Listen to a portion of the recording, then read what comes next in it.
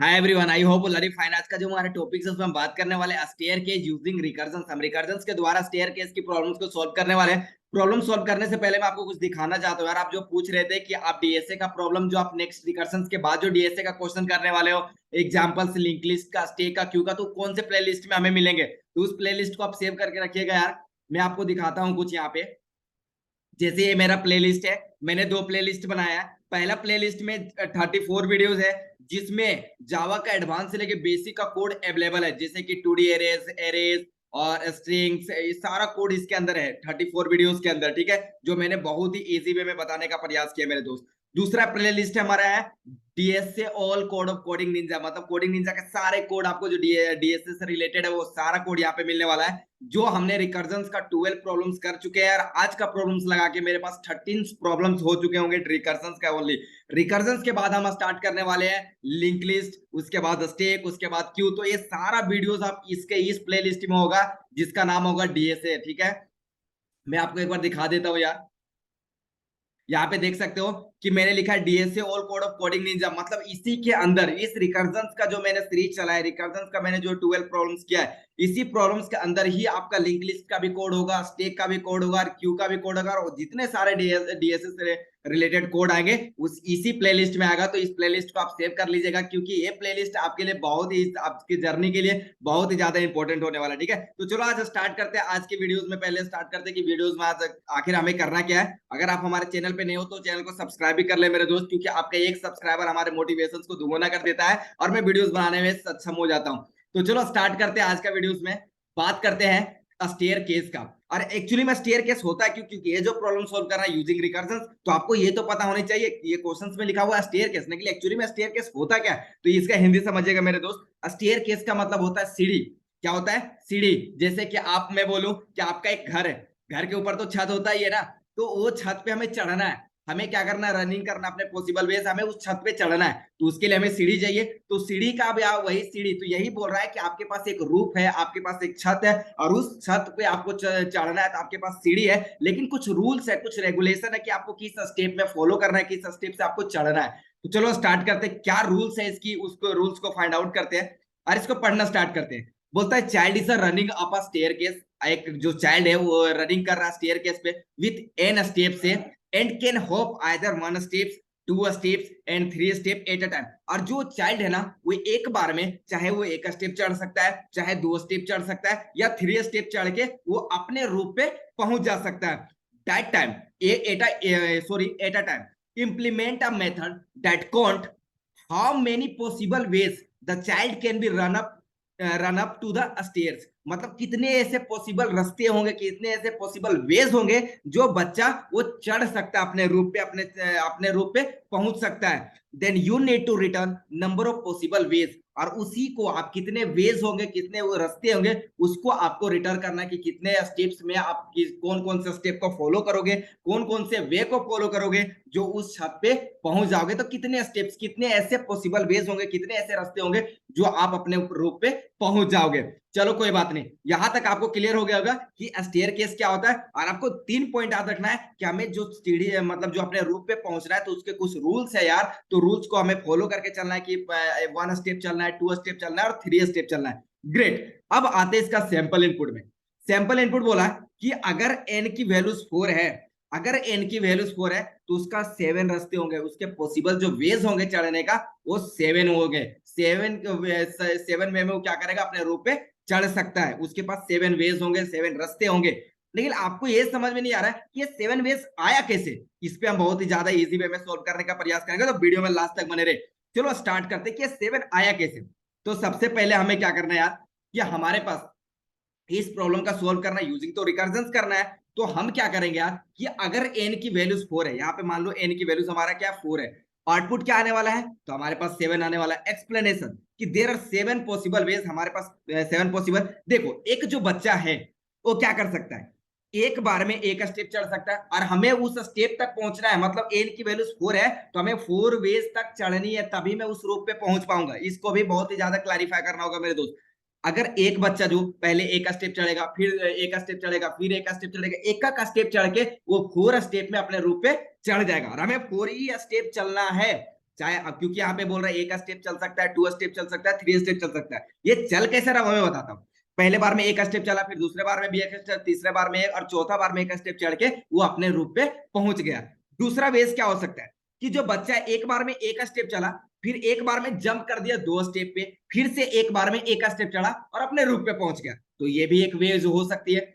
और तीसरा वेज क्या हो सकती है कि जो बच्चा है एक बार में जंप किया 2 स्टेप्स और उसके बाद एक स्टेप फिर एक स्टेप, तो यहाँ पे इस वेज से भी वो बच्चा चढ़ सकता है। उसके बाद बच्चा क्या किया कि एक बार में एक स्टेप चला, फिर दूसरा बार में भी एक स्टेप चला, और तीसरा बार में क्या किया 2 स्टेप जंप कर गया, तो उसने क्या किया अपने रूप पे पहुंच गया। तो इस तरह से पॉसिबल वेज बन सकते हैं, लेकिन हमें जो बनाना है वो 1, 2 और 3 के केस में ही बनाना है। हम इसमें डायरेक्ट 4 नहीं लिख सकते कि एक बार में बच्चा 4 स्टेप चढ़ जाए, नहीं, हमें जो रूल्स है उस रूल्स को फॉलो करना है। ग्रेट, चलो स्टार्ट करते हैं।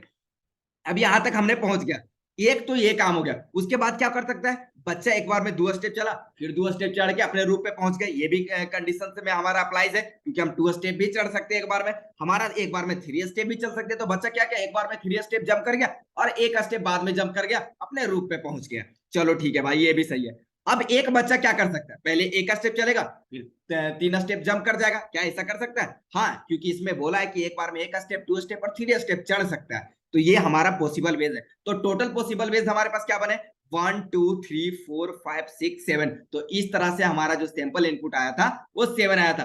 अब आपके दिमाग में आता है ठीक है भाई, ये तो स्टेप मुझे समझ में आ गया, लेकिन इसको हम रिकर्जन्स में कैसे सोल्व करेंगे, इस प्रॉब्लम का लॉजिक कैसे लगाएंगे? तो अगर इस पार्ट को पूरा समझ लिया कि किस तरह से इसके पॉसिबल वेज निकले हैं, तो आप 100% में बताता हूं कि वीडियो भी आपको समझ में आ जाएगा और बहुत ही इजी वे में समझ में आएगा। देखो, सबसे पहले क्या करना, अगर एन की वैल्यूज 4 है तो मैं क्या बोल सकता हूं कि एक स्टेप का काम हम करेंगे, बाकी का काम रिकर्जन्स को दे देंगे, वो कैसे उसके रास्ते को काउंट करेगा वो समझेगा भैया, हमें वो लाके दे देगा।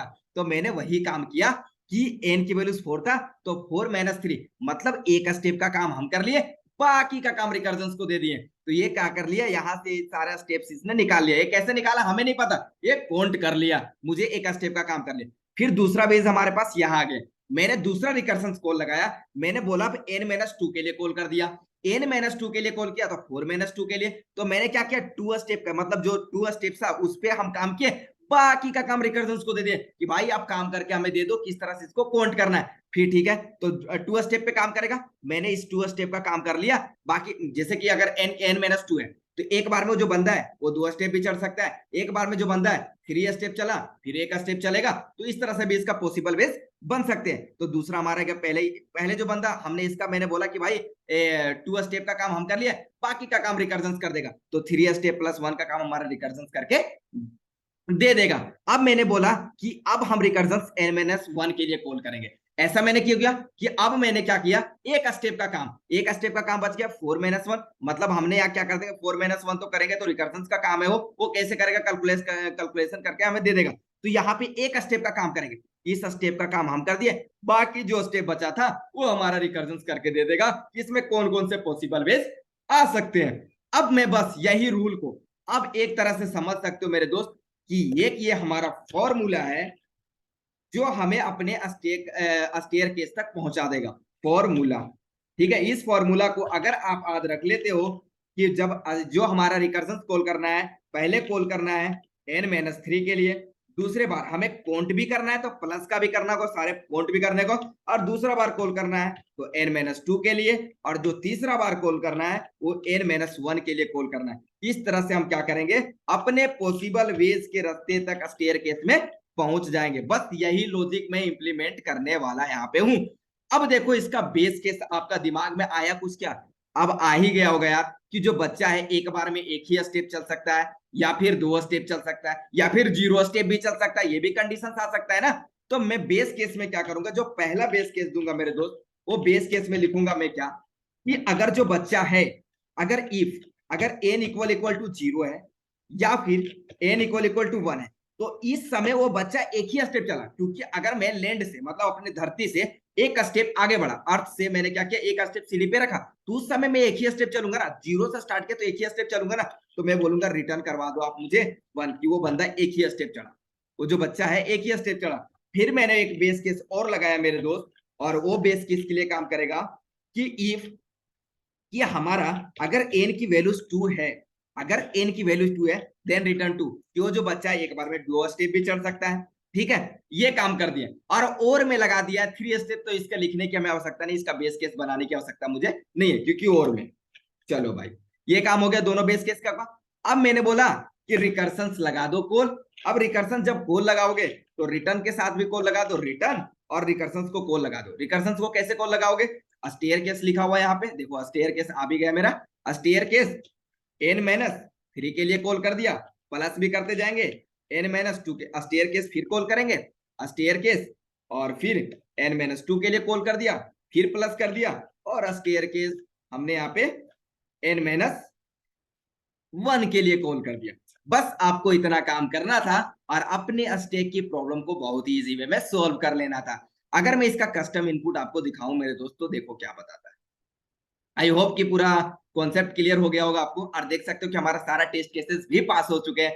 तो आई थिंक आपको पूरा समझ में आ गया कि किस तरह से हमने ये काम किया। मैंने बोला कि ठीक है भाई 4 था, तो मैंने 3 का काम किया, 2 का काम किया, 1 का काम किया, बाकी का जो उसके जो सब चाइल्ड थे उसका काम रिकर्जन्स का था। मैंने एक स्टेप का, जैसे मैंने इसका काम किया, बाकी इसका सब चाइल्ड क्लास का काम दे दिया रिकर्जन्स को। फिर यहाँ पे उसी तरह n-2 के लिए मैंने एक स्टेप काम किया, बाकी इसके चाइल्ड का जो सब चाइल्ड क्लास थे n का, वो मैंने रिकर्जन्स को दे दिया कि भाई आप करके दे दो, कैसे काउंट करोगे आप समझो। उसी तरह से मैंने यहाँ एक स्टेप काम किया, बाकी का काम रिकर्जन्स को दे दिया, और मेरा प्रॉब्लम सोल्व हो गया। तो इसके लिए मैंने क्या बोला, आपको एक फॉर्मूला याद रखना है। ये फॉर्मूला अगर आपको याद है तो आप स्टेयर केस की प्रॉब्लम बहुत ही इजी वे में सोल्व कर लोगे। और आई थिंक आपको बेस केस भी क्लियर हो गया होगा कि अगर जो बच्चा अगर एक बार में 0 स्टेप चल रहा है या फिर 1 चल रहा है, रिटर्न 1 कर देगा। अगर ये जो बच्चा n = 2 स्टेप चल रहा है, देन रिटर्न 2 कर देगा। That's it. क्योंकि इसमें ये कंडीशन आप अप्लाई था कि 1 step, 2 step and 3 step. I hope कि आपको पूरा वीडियो समझ में आ गया होगा कि किस तरह से हमने स्टेयर केस की प्रॉब्लम बहुत इजी वे में सोल्व कर लिया। तो आज के लिए इतना ही, फिर मिलते हैं नेक्स्ट वीडियो में इसी तरह इजी कॉन्सेप्ट के साथ। जय हिंद, जय भारत।